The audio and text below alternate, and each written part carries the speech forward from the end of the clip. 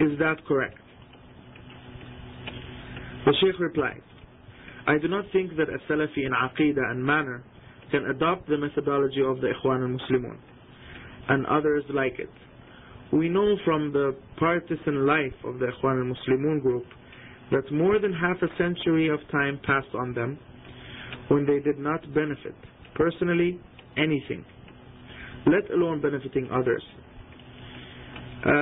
In something that, let alone benefiting others. That is because, like it is said, the one who lacks something cannot offer it. So they, from ever since their advisor Hassan al-Banna rahimahullah gathered them and put them in groups, he gathered them and put them in groups contrary to the methodology. The one who says, for example, and if you differ in a matter, then return it to Allah and the Prophet if you believe in Allah and the last day, that is better and of better meaning. The organization of the Muslim Brotherhood, Ikhwan al-Muslimun, was established on a foundation that I described for myself, and they cannot deny this, and if any one of them dares to deny it, then the reality is enough for us and against them. Their foundation is bring people together, gather them in spite of the differences between them in aqidah, manner, or fiqh, then educate. Gather, then educate. Upon this, their da'wah was established all of these years. But reality bears witness that there is nothing except gathering, and there is nothing called educating. And the proof for this is that there is no intellectual, ideological connection between the Muslim Brotherhood from the different countries and areas. A creed connection. And reality also bears witness to this. For the Ikhwan al-Muslimun in Egypt are different from the ones in Jordan and different in Syria. But in Syria, there's a difference between the Ikhwanis of the south and the Ikhwanis of the north. And I know, and I am a Syrian, Dimishqi, like you know, and like it is said, the people of Mecca know more about its areas, and the owner of the home knows more about it. And I know that the Ikhwan al-Muslimun in Damascus were affected by the Salafi da'wah when it comes to the aqidah and when it comes to worship. And the reason for this is very clear. It's because the activity of the Salafi da'wah was in Dimashq, then in Halab. So the system in some families of the Muslim Brotherhood in Damascus to teach in some of them the book Fiqh al-Sunnah for Sayyid Sabiq. إخوان مسلمون، ولا غرابة في ذلك، لأن السيد سابق هو من خواص أصحاب حسن البنا رحمه الله، وكتابه هذا قد خربه حسن البنا بكلمة موجزة في المقدمة. فالمفروض أن الإخوان المسلمين أن يكون هذا الكتاب هو دستورهم في الفقه في كل بلاد الإخوان المسلمين، لكنك ترى العجب العجاب الدال على أنه ليس عندهم وحدة فكرية ثقافية. فهذا الكتاب في الوقت الذي يدرس في بعض السرايا في دمشق يحارب في الشمال من الأخوة المسلمين، وهؤلاء يقولون إن هذا الكتاب لا يجوز تدريسه لأن مؤلفه وهابي، ومؤلفه من رؤوس الأخوة المسلمين بل من حواري حسن البنا. فالإخوة المسلمون إذا منذ أن قامت قائمتهم هم لا يزالون على النظام العسكري مكان خواص. هم يسمون أنفسهم بالحركيين، وامتازوا بهذه النسبة بين كل الجماعات أو الأحزاب الأخرى. حركيين، أنا أقول فعلا حركيين، لكن على النظام العسكري مكان خراوي. تعرفون النظام العسكري مكان قتل، يحرك رجليه لكن لا يتقدم. ما فائدة هذه الحركة؟ لا طائل منها إذا سمحت. لا أظن أن جماعة من السلفيين في أي بلد من بلاد الدنيا بإمكانهم أن يتبنوا منهج الإخوان المسلمين، لأن هذا المنهج كما قلت لكم آنفا قائم على أساس التكتيل ثم التثقيف ثم لا شيء من هذا التثقيف، والواقع أكبر دليل على ذلك. فإذا ما قامت طائفة كبيرة أو صغيرة من السلفيين حقا يتبنون نظام الإخوان المسلمين في الدعوة، فمصير ذلك ولا بد ولا تعلمون نبأه بعد حين أحد شيئين لا ثالث لهما: إما أن يرجعوا رغم أنوفهم إلى أحضان الدعوة السلفية وذلك خير لهم وأبقى، وإما أن يضيعوا هذا التراث الذي حصلوه في تلك السنين بسبب اشتغالهم بتطبيق منهج الإخوان المسلمين، وهو التجميع والتكتيل لا على أساس فكر موحد. سيكون أحد شيئين لا ثالث لهما أبدا. نحن نعلم اليوم أن الدعوة السلفية في هذا الزمن انتشرت بفضل الله عز وجل أولا، ثم ببعض الدعاة إليها ثانيا، انتشارا لا يعرفه المجتمع الإسلامي قبل نحو ثلث قرن من الزمان أو نحو ذلك. وهذا شهد به بعض السلفيين الذين يتكلمون الآن بالدعوة السلفية، ولعلها تكون مطعمة في المنهج الإخواني. فأنا أقول إن دعوة الإخوان المسلمين لما كانت قائمة على أساس التكتيل ثم لا شيء من الثقافة، وكانت دعوة السلفيين قائمة على التثقيف وليس على التكتيل، ولذلك كان النصر لهذه الدعوة مقرونا بها حيثما حل. وقد ظهر هذا الآن في هذا العصر، ولذلك أصبحت الدعوة السلفية أو المنهج السلفي في كل مكان وعلى كل لسان. وبعض الجماعات التي كانت تحارب الدعوة السلفية علنا ولا تزال تحاربها باطنا وخفية تركب الموجة السلفية الآن، لأنه وجدوا أن لا قبول لتلك الحركة القائمة على أساس مكان خراوة، لا علم ولا سلوك ولا أي شيء جديد نافع. فأنا أعتقد أن أي جماعة سلفية إذا تركت منهجها السابق متأثرة بأسلوب الإخوان المسلمين من حيث محاولة تكتيل أكبر عدد ممكن حولهم، فسنة الله عز وجل في خلقه لا تتغير ولا تتبدل. أعني أن الإنسان كما قال خلق الإنسان ضعيفا، فهو لا يستطيع أن يقوم بكل شيء، لا يستطيع أن يحقق في العلم وفي السياسة وفي الاقتصاد وفي الاجتماع. لا بد من الاختصاص في كل علم، هو يعتبر على الأقل من الفروض الكفائية.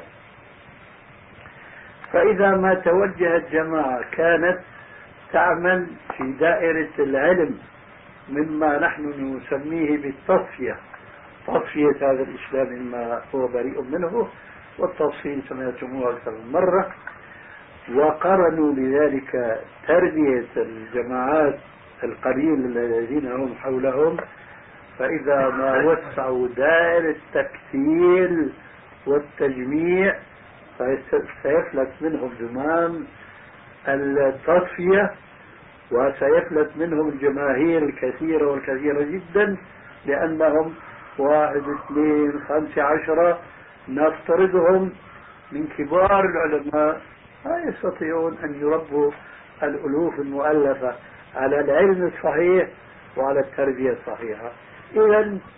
إذا شغلوا أنفسهم بالتكتيل والتجميع على منهج الإخوان المسلمين فسيخسرون التثقيف على منهج الكتاب والسنة وعلى ما كان عليه سلفنا الصالح رضي الله عنهم. From the Muslim Brotherhood. And there is nothing strange about that, because Sayyid Sabiq was one of the closest friends of Hassan al-Banna, may Allah have mercy on him. This book of his, Hassan al-Banna put a brief introduction to it. Supposedly, this book should be the book for the Muslim Brotherhood in fiqh in all the countries that Al-Ikhwan al-Muslimun are in. But what is surprising is that it proves that they do not have an intellectual unity. So this book that is taught in some places in Damascus is waged war against in the north from the Ikhwans, and those say that this book, it is not permissible to teach it because the author is Wahhabi and the author is from the heads of the Muslim Brotherhood, in fact from the close associates of Hassan al-Banna. So the Ikhwan al-Muslimun then, from ever since their foundation was established, they remain to be on their military system. They call themselves the professionals, and they have excelled with this attribution amongst other partisans and groups. Professionals. I say, indeed, they are professionals. But in the military system, do you know the military system? Right where you are. Stop. Move right where you are. He would move his feet, but not go forward. So what is the use of this movement? There is nothing to reach from it. I do not suppose that a group of Salafis in any country of the world can adopt the methodology of the Ikhwan al-Muslimun, because this methodology, like I told you earlier, is established on gathering, then educating, rather no educating. And the current conditions are the biggest evidence for this. So when any group, big or small, from the true Salafis is established adopting the Ikhwan al-Muslimun system in da'wah, the end result of this, and it is a must, وَلَا تَعْلَمُنَّ نَبَأَهُ بَعْدَ حِينٍ, one of two things, with no third to them. Either they return with no choice to the Salafi da'wah, and that is better for them and more lasting, or either that they lose this tradition that they gained in those years because of their being busy in applying the methodology of the Ikhwan al-Muslimun, which is gathering and grouping, not based on one ideology. So it is one of two things with no third at all. We know today that the Salafi da'wah in this age spread with the bounty of Allah exalted and high first, then by some callers to it second. A spreading that the Muslim community does not know from before 1/3 of a century in time, or close to that. And this was affirmed, acknowledged by some Salafis that are talking with the Salafi da'wah, although it is affected by the Ikhwani methodology. And I say that when the da'wah of the Muslim Brotherhood, Ikhwan al-Muslimun, was based on grouping, then nothing of education, and the da'wah of Salafiyyah was based on teaching, educating, and not grouping, that is why success with this da'wah follows it wherever it goes. And this has appeared with time. And that is why the Salafi da'wah, or the Salafi manhaj, everywhere. And that is why the Salafi da'wah, or the Salafi manhaj, is everywhere and on every tongue. And some groups that used to wage war against the Salafi da'wah openly and still fight it in secrecy and from the inside rides the Salafi trend, because they discovered that there is no acceptance to that move that is established on move right where you are. No knowledge, no mannerism, and nothing new and beneficial. So I believe that any Salafi group, if it left its previous methodology, is affected by the methodology of the Ikhwan al-Muslimun, whereas we try to gather as much number as we can around them.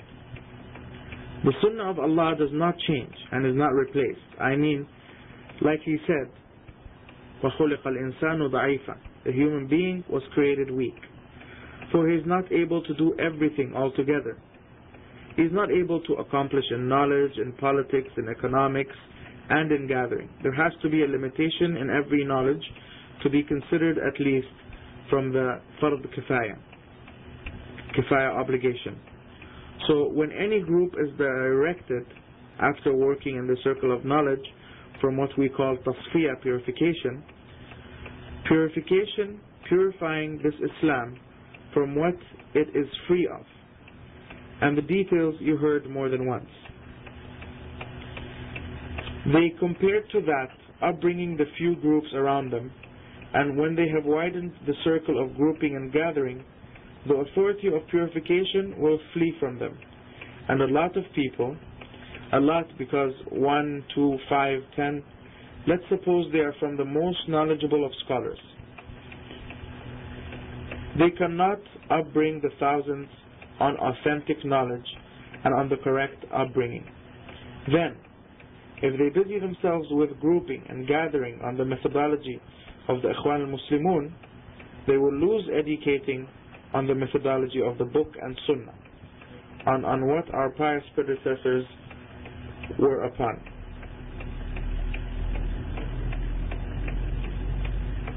May Allah be pleased with them.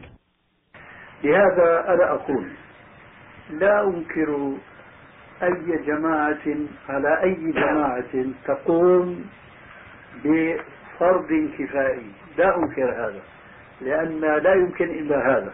مثلا أنا لا أنكر على مسلم يتخصص في دراسة اللغة العربية، لكنه لا يفقه من فقه الكتاب والسنة شيئا. لا أنكر على شخص يتخصص في أي علم آخر يكون من فروض الكفاية إلى آخره، لكنني أنكر تفرق ذوي هذه الاختصاصات وعدم تكتلهم وتعاونهم بعضهم مع بعض. هذا الذي نحن ننكره. فلو فرضنا أن الإخوان المسلمين أخذوا جانبا من هذه الفروض الكفائية وتخصصوا فيها، لكنهم ما عادوا الطائفة الأخرى التي تتخصص في غير تخصصهم، كما أن هذه الطائفة الأخرى لا تعادي الإخوان المسلمين لأنهم تخصصوا في واجب آخر، وإنما هم كتلة واحدة كلهم يعملون تحت الإسلام المصفى. وأنا أعتقد جازما أنه لا يمكن أن تقوم قائمة الدولة المسلمة التي يشترك في المنادات بها الطائفة السلفية المنصورة، الإخوان المسلمون وحزب التحرير غير المنصورين، لأنهم الصفات التي جاءت في السنة غير منطبقة عليهم. لا يمكن أن تقوم قائمة الدولة الإسلامية إلا بتعاون كل هذه الجماعات على أساس الكتاب والسنة وعلى منهج السلف الصالح. أنا أقول السلفيون المتخصصون في فقه الكتاب والسنة على منهج السلف الصالح ويحاولون أن يحملوا أنفسهم على الاقتداء بالكتاب والسنة في كل كبير وصغير، لا يفرقون بين ما كان فرضا وما كان سنة وما كان مستحبا، بل يفعلون من كل ذلك ما هم يستطيعون، بخلاف الآخرين الذين يقنعون بأن يتبعوا مذهبا من المذاهب دون أن يعرفوا الصواب مما اختلف فيه الناس.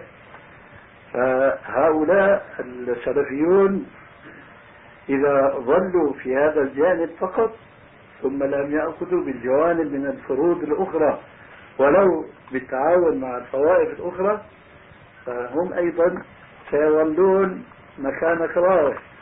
فلا بد إذن من تعاون كل الجماعات كل باختصاصه. ولا شك أن أهم شيء مما ينبغي القيام به من الإصلاح هو ما عليه السلفيون في عالم الدنيا كله، وهو تصفية هذا الإسلام مما دخل فيه وتربية المسلمين على هذا الأساس. نحن لا ننكر القيام بالفرائض الكفائية، لكننا لا نبالغ فيها كما يبالغ الآخرون في ذلك. وعلى هذا الأساس إذا توحدت الجماعات في كل جماعة في اختصاصها مع الجماعات الأخرى تحت دائرة العمل في حدود الكتاب والسنة، كما قلنا آنفا ابتداء بقوله تعالى: فإن تنازعتم في شيء فردوه إلى الله والرسول إلى آخر الآية. أنا أعتقد أنه يومئذ يفرح المؤمنون بنصر الله. أما أن يظل كثير من إخوان المسلمين يقولون: يا أخي هذه الدعوة تفرق الناس ولا تجمع، نقول شنشنة أو شنشرة نعرفها من أغنم. وهذه المشكلة أنهم لا يتعاونون مع هؤلاء الذين يقومون بواجب التصفية ويتهمونهم بأنهم يفرقون. فإذا تعاونت كل طائفة مع الأخرى كل في حدود اختصاصه، أعتقد أن هذا هو السبيل في إنجاح المسلمين وإخراجهم من هذا الضعف الذي وقعوا فيه. الآن يا أستاذ عندك شيء تفضل به. That is why I say I do not forbid any group that establishes al-fard kifaya. I do not forbid that because only that can happen. For example, I do not forbid a Muslim who specializes in studying the Arabic language, but he does not understand anything from the science of Kitab and Sunnah. I do not forbid any person that specializes in any other knowledge that is from the Fard Kifaya, but I forbid the division of the owners of these specializations and they're not grouping and cooperating together. This is what we forbid. So if we suppose that the Ikhwan al-Muslimun took a side of these Fard Kifaya and specialized in them, but they did not have enmity towards the other groups that specialize in other than their specialization, as well as this other group does not have enmity with the Ikhwan al-Muslimun because they specialize in another obligation, but they are one group, all working under the purified Islam. And I believe with certainty that it is impossible for the Muslim nation to be established that the victorious Salafi group join in calling to it. The Muslim Brotherhood, Ikhwan al-Muslimun, and Hizb al-Tahrir are not victorious because the descriptions that came in the Sunnah are not with them. It is impossible for the Muslim nation to be established except by the cooperation of all of these groups based on Kitab and Sunnah and on the methodology of the pious predecessors. I say, the specialized in the science of the Kitab and Sunnah on the methodology of the pious predecessors who try to enjoin themselves in following the Kitab and Sunnah in every big and small, they do not differentiate between what is obligatory and what is Sunnah and what is mustahab, but they do from all of this what they can, contrary to the others who are content by following a madhab from the madhabs without knowing the correct and what people differed on. Those Salafis, if they remain on this side only and then they didn't take the sides of other obligations, even by cooperating with other groups, they will also move right where you are. Then it is a must for cooperation of all groups, all with its specialization, and no doubt that the most important thing from what should be established from Islah is what the Salafis are upon. in all of the world, and that is purifying this Islam from what entered in it and upbringing Muslims based on that. We do not forbid establishing the Fard Kifaya, but we do not exaggerate in it like others exaggerate in that. And based on that, if these groups unite, every group with its specialization with the other groups, under the circle of working within the bounds of Kitab and Sunnah, like we said earlier, starting with his saying, Most High, وَإِذَا اخْتَلَفْتُمْ فِي شَيْءٍ فَرُدُّوهُ إِلَى اللَّهِ وَالرَّسُولِ. If you differ in something, then return it to Allah and His Messenger, to the end of the ayah. I believe that on that day, the believers will be happy with the victory of Allah. As for a lot of Muslim Brotherhood, Ikhwan al-Muslimun, saying, this da'wah divides people, man, and does not gather. We say, a chain that we know. And that is the problem. It is that they do not cooperate with those that establish the obligation of purification. And they accuse them that they divide them. If all the groups cooperate with each other, all within the bounds of his specialization, I believe that this is the way in rescuing the Muslims and letting them leave this weakness that they fell in. Now, sir, if you have something, go ahead with it. قلتم جزاكم الله خير أن الإخوان كانت خس كانت راوح يعني وقع في قلبي الاتجاه الجديد الذي يأكل الإخوان أكلا وهو يقدمهم في الحقيقة لكن إلى الوراء لا إلى الأمام وهو لا مكانك راوح ثاني لا يكون على مكانك راوح إنما يقدمهم إلى الوراء وهو اتجاه الترابي الذي يعني الآن له في صفوف الإخوان يعني منزلة كبيرة وشنشنة ويزينوه وينادوا فيه وله امتداد سواء في دول أوروبا عند المسلمين أو في أمريكا أو حتى في داخل صفوف الإخوان اللي هو انشق عنهم وخرج عن تنظيمهم. لكن الآن يوجد شق في التنظيم العالمي في الإخوان في كل بلدة من بلدانه أناس يدافعون ويتحمسون ويمدحون فكر الترابي وما ينادي بالترابي. ممكن نعرف شيئا عن دعوة الترابي؟ أما الترابي فينادي بالطرح الحضاري الإسلامي وينبغي أن يطرح الإسلام على وجهه الحضاري لا على وجهه التراثي البالي وينبغي أن تصفى القواعد المسلمة عند العلماء وعند الفقهاء من مثلا أصول الفقه. من الذي وضع هذه الأصول ولما شروط هذه القياس وشروط الاجتهاد وشروط ما المانع أن يطرح الحكم الشرعي المختلف فيه على الناس يختارون رأيا من 10 آراء أو من 5 آراء أو من 4 آراء في خلاف بين الناس يختارون الأنسب لهم والأنسب بالحضارة والأنسب بالرقي. وهذه التشديدات التي وقع بإيقاعها التي ينادي بها المسلمون هي التي ولدت ردود الفعل عند الناس. فما انتشر العري وما انتشر التفنن في الموضة والازياء إلا بوجود من يعني يتسترون التستر الزائد وينادون بالغطاء والأسود الذي يعني في ستر وجه أو ستر وما إلى ذلك.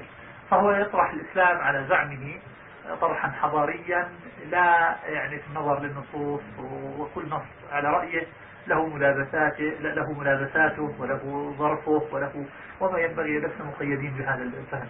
يعني هذه شنشنة مني على فكره العام، لكن فكره الخاص حقيقة يحتاج إلى يعني متابعة دقيقة ودراسة دقيقة. لكن هذا ما يقوم في ذهني من خلال سماعي لبعض كلماته وقراءتي لبعض ما كتب من مثل كتابه عن المرأة ومن مثل كتابه عن التجديد في أصول الفقه.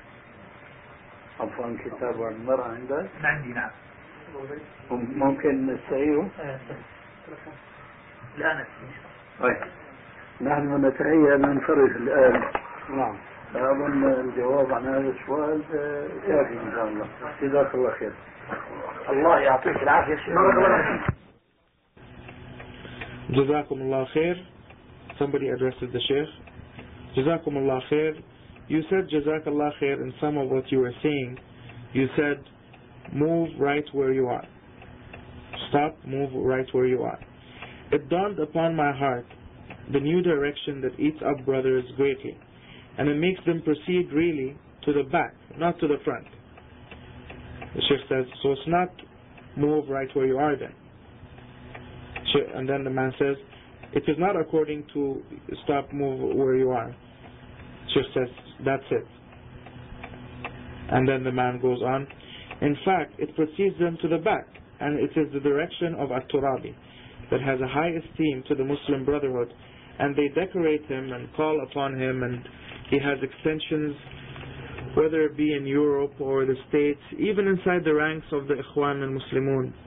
Although he broke off from them and exited from their organization, but now there is a division of international organization of the Ikhwan and Muslimun in all of its countries, defending, exciting, and praising the ideology of At-Turabi and what At-Turabi calls to.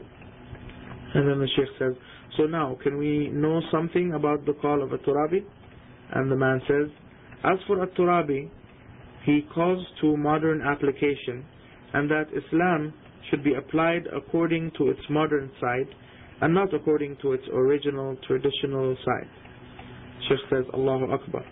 And then the man says, and it should be purified, the foundations of the ulama and fuqaha, from, for example, who puts these foundations, and why conditions for qiyas, and conditions for ijtihad, and conditions. What is there that prohibits for the Islamic ruling to be, and the people to differ upon it, and choose from 10 opinions, from 5 opinions, 7 opinions, so that the people will choose what is more suitable for them, and what is more suitable for modernity, and what is more suitable for advancement. And these harsh restrictions that the Muslims fell in and are concerned about are what formed a reverse reaction in people. The only reason nakedness and fashion and modeling showed up is because of the existence of those who cover up in extremity, and they call to the black covering that has the covering of the face and so on. So he applies Islam, as he claims, a modern application, not by looking into the text, the nusus. And every nas text, according to his opinion, has its fitting and has its situation. And we are not obliged to follow this in this time of ours. This is a summary from me about his general ideology. As for the details of his ideology, it needs following up. And then the Shaykh tells him it needs a detailed study. And then the man says, yes, a detailed study. But this is what appears on my mind from listening to some of his words and reading some of what he wrote, like his book about women and his book about reformation. The Shaykh says, excuse me, his book about women, do you have it? The man says, I have it, yes. The Shaykh says, can I borrow it? The man says, I will bring it now, inshallah. Then Shaykh Al-Albaanee says, we are getting ready to go now. I think the answer to this question is clear now, inshallah. Jazakallah khair. And then somebody says, may Allah give you strength, Shaykh.